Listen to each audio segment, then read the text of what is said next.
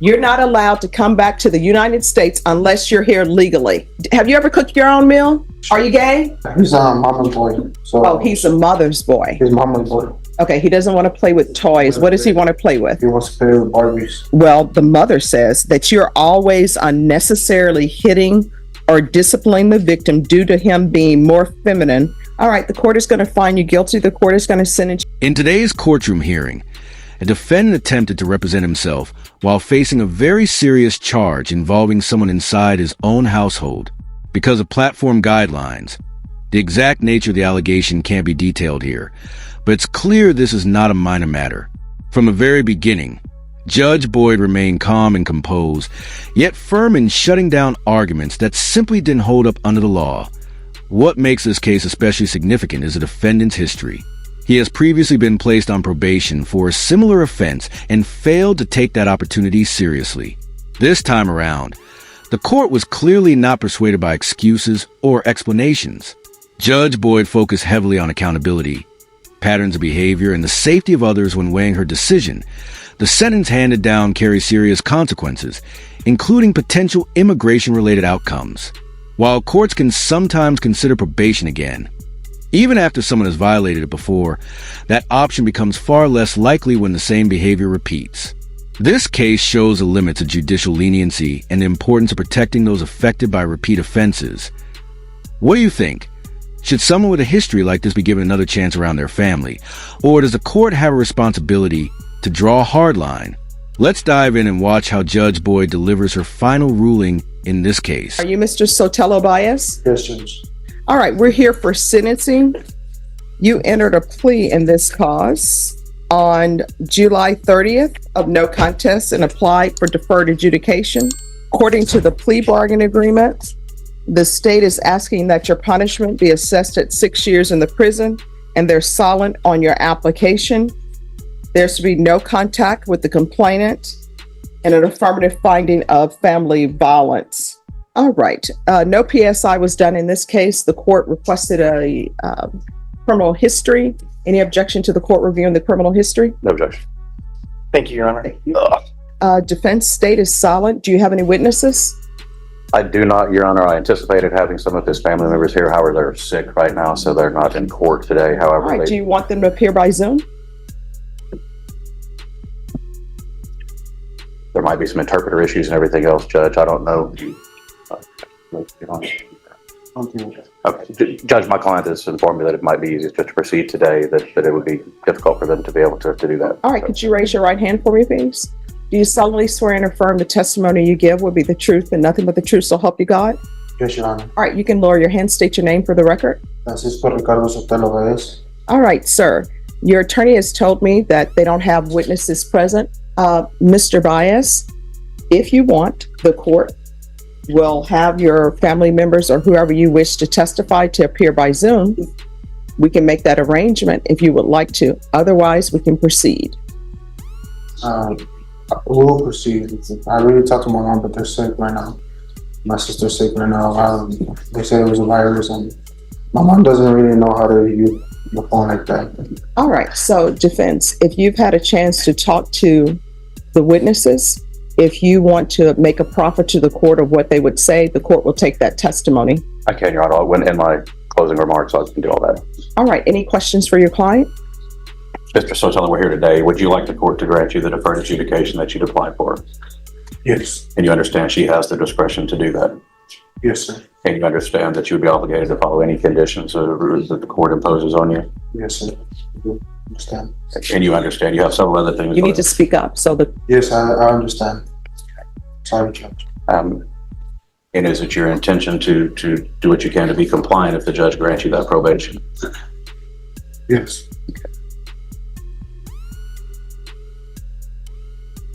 You've accepted responsibility by entering a plea before this court. Can you kind of the right way? Explain to the court what you're asking for today. I would really want you to give me a second chance to redeem myself. I just had a newborn that was born on June 23rd. I want to be out there for my family. I'm 23 years old with 5 kids. I have 5 kids right now with the same girl. I really want to be part of their lives. I don't want to go away to prison and show my kids that I could be a role model for them. And also, I help my mom and my dad out to pay rent as well. I'm always working for them too. Take care of my little brother también. And I really want a second chance. I promise you I won't mess this up. You can't help but wonder how many times Judge Boyd has heard similar arguments over the years. Defendants explain their actions as if serious crimes were nothing more than unfortunate accidents. At some point, the court has to look beyond explanations and focus on choices. Everyone has a lifetime of opportunities to make better decisions, and asking for mercy after the harm has already been done doesn't automatically erase that responsibility. When you consider the full scope of the consequences involved in this case, including the possibility of immigration-related outcomes, a 6-year sentence is not insignificant, but it's also not the harshest option available under the law. That reality makes the tone taken by the defendant in court stand out even more. Judges often look for accountability and awareness, and those qualities matter just as much as words when determining an outcome. There was also an attempt to point to past hardships as an explanation for current behavior. While difficult backgrounds can help explain how someone got to a certain point in life, courts generally don't treat them as a justification for serious offenses. At the end of the day, the legal system is focused on actions, patterns, and the impact on others. What do you think? Should personal history play a larger role in sentencing, or is Judge Boyd right to keep the focus firmly on accountability? Let's dive back in and see how the hearing continues. It's my first felony I have, and I'm not gonna mess this up. It's my first and last felony. I'm again. I've been trying to change my life around, going to church and in jail. I really want to see if you could please help me out with this. My bad, my English is a little, I know more Spanish, but. Oh, no. Do you need, here's the thing. Do you need an interpreter? Because I want to make sure. I understand. It's just that English, I speak it too, but right now, because I'm in front of you, I get a little bit nervous. Well, let me just tell you, there's no need to be nervous in front of me. There's no need to be nervous about your English. I always say people who speak more than one language are very intelligent because learning a second language is very hard. And people tell me that the English language is one of the hardest because you have two TWO, TO, TOOO, and it's all pronounced too. So if you want an interpreter to be brought down, it will take us probably 5 minutes to get an interpreter here. If you will feel more comfortable speaking in Spanish, we can have an interpreter to come down. It's not a problem. That's fine, Your Honor. Okay. I'm going to speak to you. My bad, it's just that I really get nervous. No problem. Any other questions? You got all pass at this time. All right. Any questions? No questions from the state, Your Honor. All right. I have some questions. Yes, Your Honor. All right. So the you hit, how old was that? She's 2 years old. 2. All right. And you say she, but in the police report, it says son. Yeah, well, I have 3 daughters and 2 sons now. All right. So the person that you hit in this case, It's a he. I'm sorry? It's a he. I'm sorry, what? It's a he. All right. And how old is he? He's 2 years old. All right. So why is it in the police report? This is what they said. You texted his mother and you said, you're not going to like what I just did. I hit your son. Why are you calling the child your son? Because, well, it's our son. It's my biological son.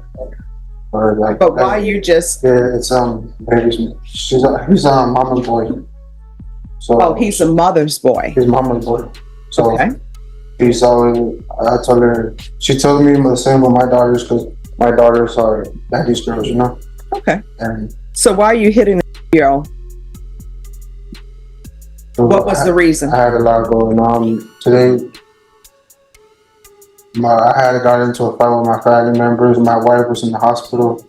So you get in a fight with your family members. Your wife is in the hospital. So how does that translate you to hitting a 2-year-old?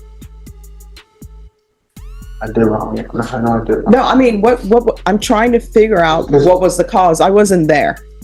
Well, what happened was that with my son, I'm a little bit tough with him because basically he was my only boy. He was surrounded by girls, and You're a little bit tough with the 2-year-old. Okay. yeah, and I would want to play with him. I would want to play with him with the cars. I'll buy him cars. I'll buy him robots, boy toys, but he didn't want to. He wouldn't want to play with toys. Okay. He doesn't want to play with toys. What does he want to play with? He wants to play with Barbie. There's a big difference between setting healthy boundaries as a parent and reacting in a way that escalates a harmless situation. In this case, we're talking about a very young child, one who can barely speak, simply picking up a toy while playing alongside older siblings. At that age, children don't attach meaning or intent to objects. They explore whatever's around them, driven by curiosity, not awareness or purpose.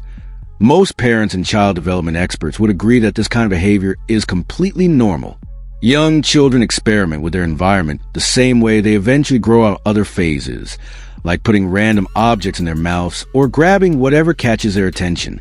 Responding with punishment instead of guidance shows a misunderstanding of how children actually learn and develop.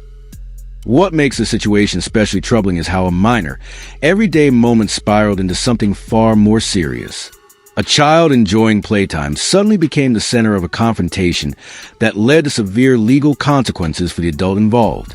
Now, those consequences include a lengthy prison sentence and possible immigration-related outcomes, all stemming from a reaction that could have been handled calmly and responsibly. So what do you think? Was this response completely out of proportion? Or do you see it differently?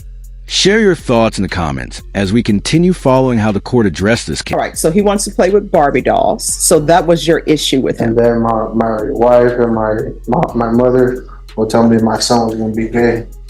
Mm-hmm. And for me, feeling that way, my first son to be gay. So your thing is, let me hit my 2-year-old because people are telling me he's going to be gay.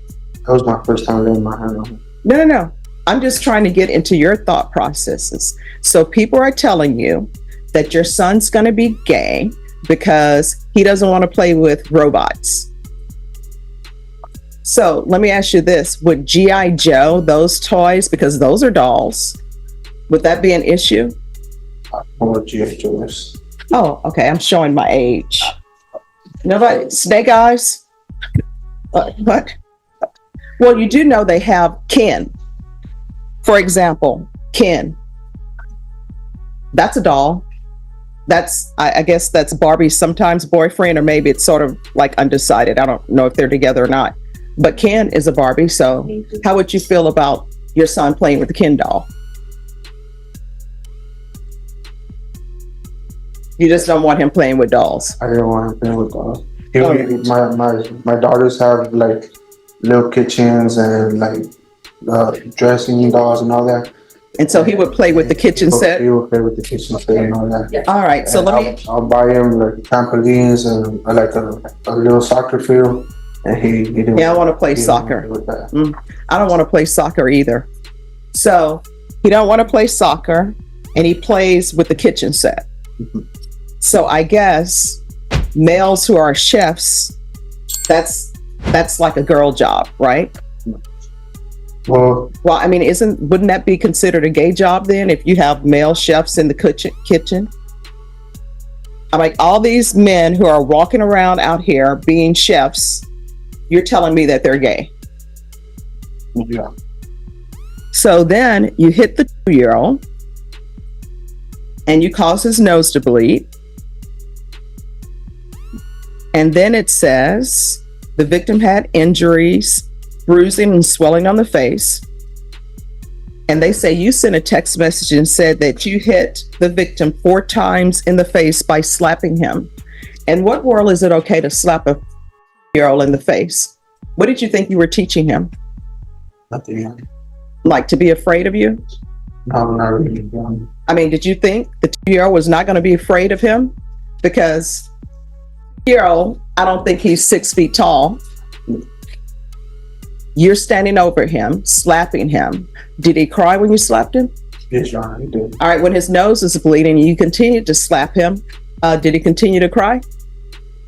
Well, I don't really remember his nose bleeding, Your Honor.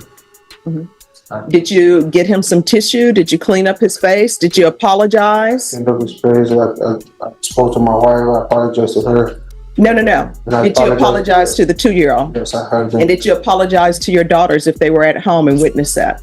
And my daughters were in the other room. They were in the other room? Yes. So you think they don't hear him crying? Do you have like a west wing and an east wing to your house, like Dallas? No. Like South Fork? I apologize to all my kids, Your Honor. I know that I have an older daughter that she's 5. And All right, it says here that you stated that the mother says that you're always unnecessarily hitting or disciplining the victim due to him being more feminine and wanting to toughen him up. So you think you beat up a 2-year-old by toughening him up, because that's what this is. You beat up a 2-year-old. You beat up a 2-year-old.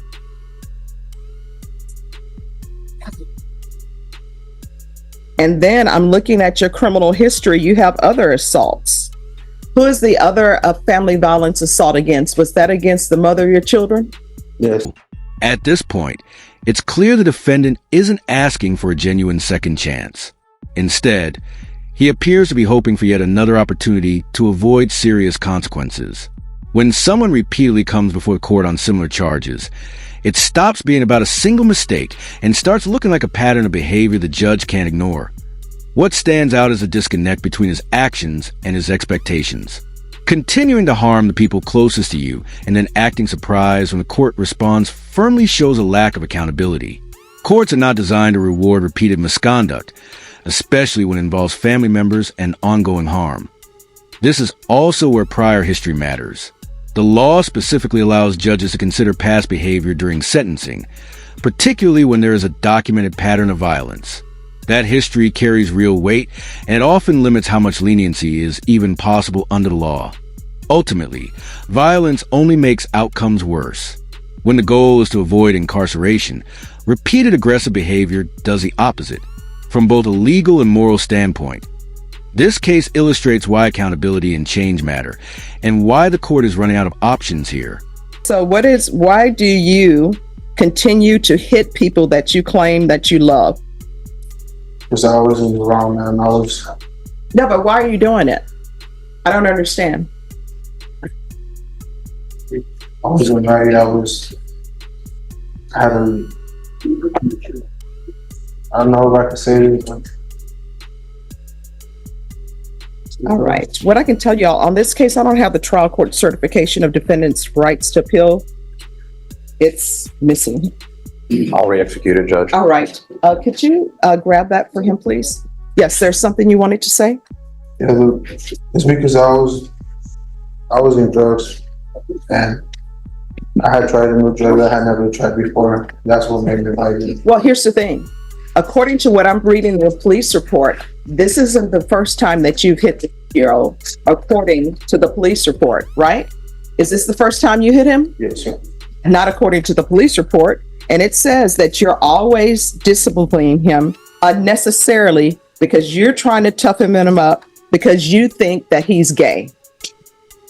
I'm not thinking it's gay, but my parents, my mom, Oh, I'm so sorry. You know what? Here it is. I found it. Thank Hi, you.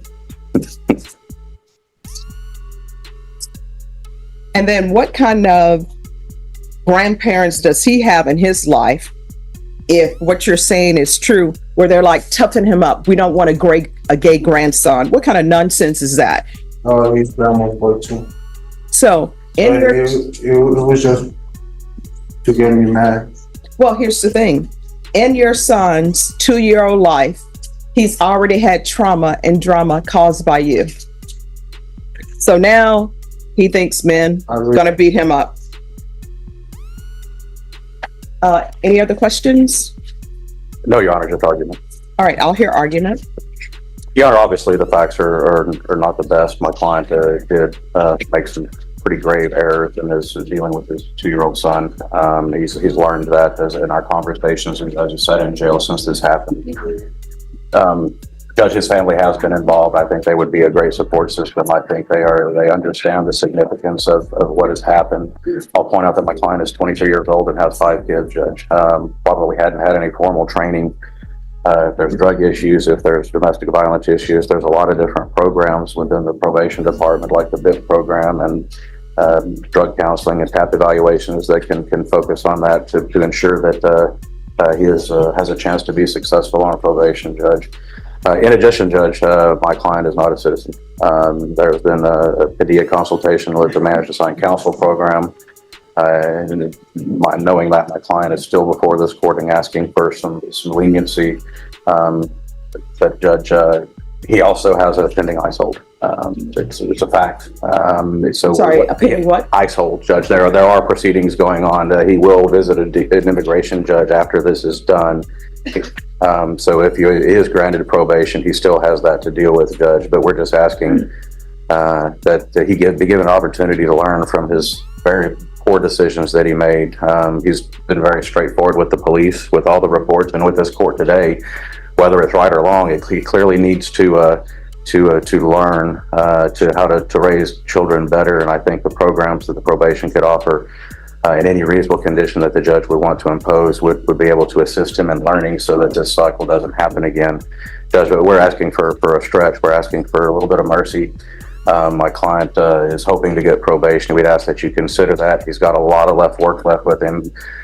His decisions that day impacted his family, not only because of this case, but everything else, their entire lives and going on, and even my client's ability to possibly remain in the country. Judge, with that, we'd ask that you take that into consideration and give him that chance. And he understands that if he gets deferred and messes it up, he has the full range of punishment. So he understands that there could be an even more significant punishment if he doesn't change his ways and engage and cooperate with probation and whatever orders. School. Let me know what you think. But probation feels like a stretch in this case, based on Judge Boyd's track record. It's hard to imagine her approving a lenient outcome that places this defendant right back into family life as if nothing happened. When there's a documented history of violent behavior, courts are far more cautious about public and child safety. The real concern here isn't punishment for punishment's sake. It's the pattern. Someone whose first reaction is aggression rather than restraint raises serious red flags, especially when children are involved. Before any consideration of reunification or reduced supervision, there has to be meaningful accountability and evidence of real change, not just promises made in court. This is why judges often prioritize structured consequences, treatment requirements, or incarceration over probation in cases like this. The goal is to stop the cycle, not risk repeating it. What's your prediction for sentencing? Do you think the court will take a firm stand, or is there a chance of leniency here? Drop your thoughts in the comments, and let's dive back and see how Judge Boyd ultimately rules. 5 children. So I see here it's Rodrigo, Delilah, Veronica, and Laura. Who's the other child? But he was just born on June 20th. What's the name? Tadeo. How do you spell that? T-A-D-E. T-A? No, T-A-D-E-O. Ricardo Sotelo. He was just born on June 23rd. Okay. All right. Is there anything else? No, Your Honor. All right. The court is going to find you guilty. The court is going to sentence you to 6 years in the prison, give you credit for any time served. There's an affirmative finding of family violence. There's to be no illegal reentry to the U.S., and there's to be no contact with minors. I'll order the therapeutic community. Maybe they can help him. Because this is an affirmative finding of family violence and also a felony conviction, you're not allowed to own or possess any weapons or ammunition. If you have a question over what a weapon or ammunition is, you'll need to speak to an attorney. Do you understand? Yes. Yes, you have a question? Yeah. You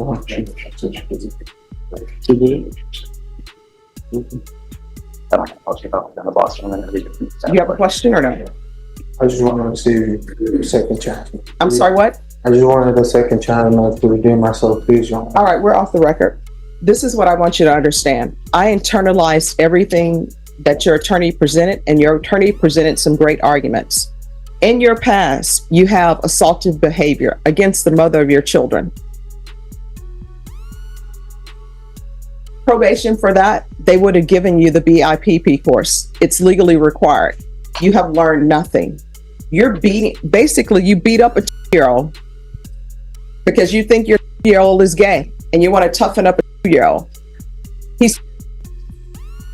It's like, imagine yourself in a boxing ring and your opponent is a 2-year-old. The 2-year-old doesn't stand a chance. The 2-year-old is going to, lose every time.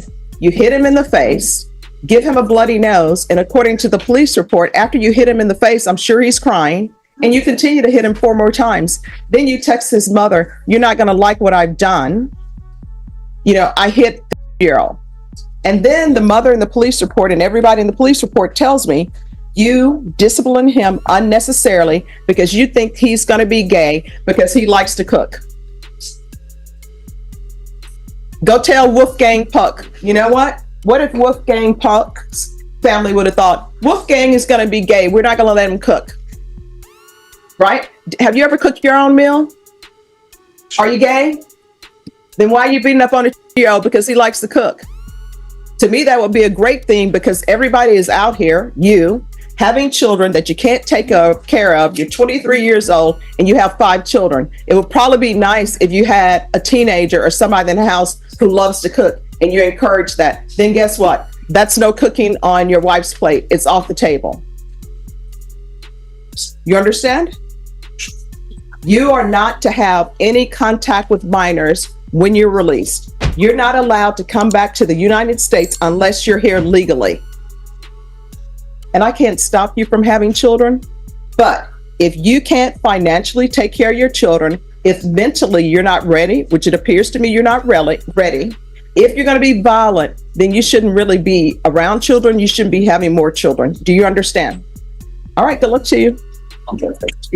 Let me know in the comments if you think the 6-year sentence was justified or not, because that was the maximum the court could impose. And honestly, I still feel like it came up a little short. This defendant already went through probation once and was clearly warned to get his behavior under control. Yet here we are again, same conduct, just a longer record attached to it. What really stands out to me is hearing him ask for another chance, as if the court hasn't already extended multiple opportunities. At some point, second chances turn into a pattern of ignored warnings. Accountability has to mean something, or the system loses its purpose. And legally speaking, this sentence wasn't arbitrary. Judges are absolutely allowed to consider prior convictions, failed probation, and repeat behavior when determining punishment. That history matters, and it directly impacts sentencing decisions.